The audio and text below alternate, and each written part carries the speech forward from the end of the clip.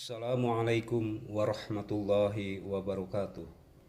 Alhamdulillahi alamin wa bihi nasta'inu ala umurid dunya waddin wa ala alihi wa sahbihi ajmain amma ba'du. Para pemirsa yang insyaallah dirahmati oleh Allah, marilah kita panjatkan puja dan puji syukur kehadirat Allah Subhanahu wa taala yang pada kesempatan kali ini di pertengahan bulan Ramadan ini kita masih diberi kenikmatan oleh Allah, nikmat iman dan Islam, sehingga pada kesempatan kali ini kita masih bisa mengecap manis dan indahnya ibadah di bulan Ramadan ini. Sholawat serta salam semoga tetap terlimpah tercurah kepada junjungan kita Nabi Agung Muhammad Sallallahu Alaihi Wasallam, beliau yang kita nantikan syafaatnya kelak di yaumil qiyamah.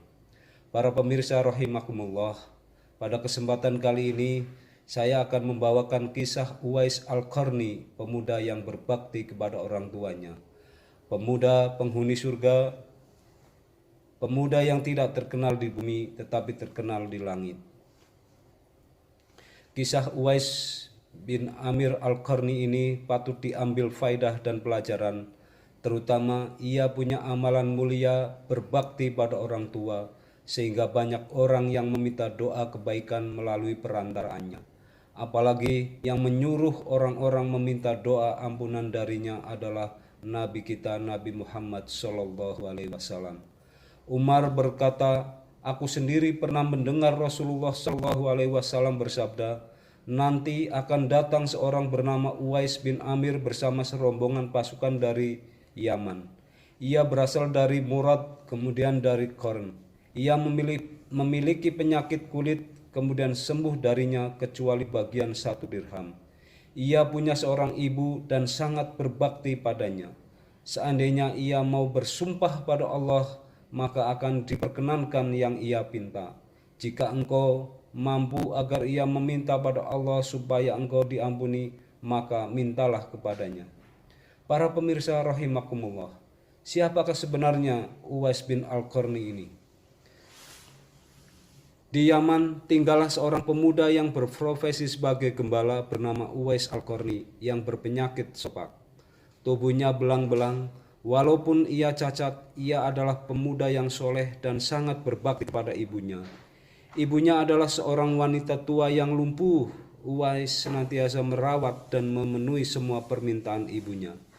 Hanya satu permintaan yang sulit ia kabulkan. Ibunya minta agar ia dapat berhaji di tanah Mekah Al-Mukarramah. Uwais tercenung. Perjalanan ke Mekah sangatlah jauh, melewati padang pasir tandus yang panas. Orang-orang biasanya menggunakan unta dan membawa banyak perbekalan. Namun Uwais sangat miskin dan ia tidak memiliki kendaraan. Uwais terus berpikir mencari jalan keluar, kemudian dibelilah seekor anak lembu. Kira-kira untuk apa anak lembu itu? Tidak mungkin pergi haji naik lembu. Ternyata Uwais membuatkan kandang di puncak bukit. Setiap pagi beliau bolak-balik menggendong anak lembu itu naik turun bukit. Uwais gila, kata orang-orang. Ya, kelakuan Uwais memang sungguh sangat aneh. Tak pernah ada hari yang terlewatkan ia menggendong lembu naik turun bukit. Makin hari anak lembu itu makin besar dan makin besar tenaga yang diperlukan Uwais. Tetapi karena latihan tiap hari, anak lembu yang membesar itu tak terasa lagi. Setelah 8 bulan berlalu, sampailah musim haji. Lembu Uwais telah mencapai 100 kg. Begitu juga dengan otot Uwais yang makin membesar. Ia menjadi kuat mengangkat barang.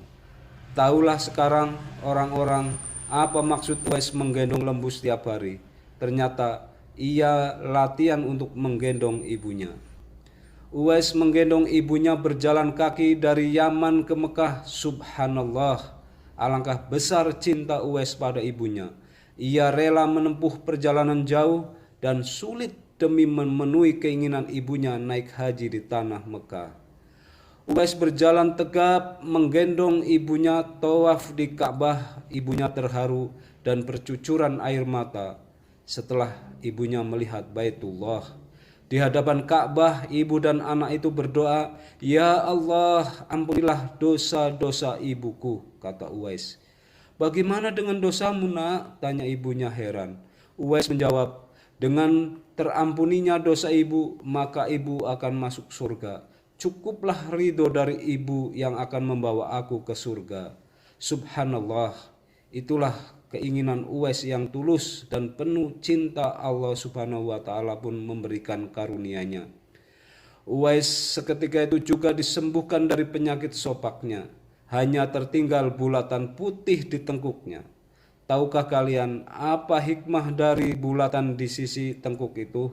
Itulah tanda untuk Umar bin Khattab dan Ali bin Abi Thalib, dua sahabat utama Rasulullah Shallallahu Alaihi Wasallam, untuk mengenal Uwais. Para pemirsa rahimakumullah, hikmah apa dari kisah Uwais Al-Qarni ini? Yang pertama, selalu rajin ibadah walaupun dalam keadaan miskin atau fakir. Dua, mendorong kita untuk senantiasa berbakti kepada kedua orang tua. Tiga, menumbuhkan rasa syukur atas segala perintah Allah. Yang keempat, memotivasi kita untuk selalu merawat dan melakukan semua keinginan orang tua selama berada dalam koridor kebaikan. Yang kelima, menumbuhkan sikap istiqomah dan semangat dalam mengerjakan sesuatu. Para pemirsa rahimakumullah, demikian kajian Ramadan singkat ini. Mudah-mudahan bermanfaat untuk peningkatan ibadah kita kepada Allah Subhanahu wa taala. Saya kira ini demi yang bisa saya sampaikan. Billahi taufik wal hidayah. Assalamualaikum warahmatullahi wabarakatuh.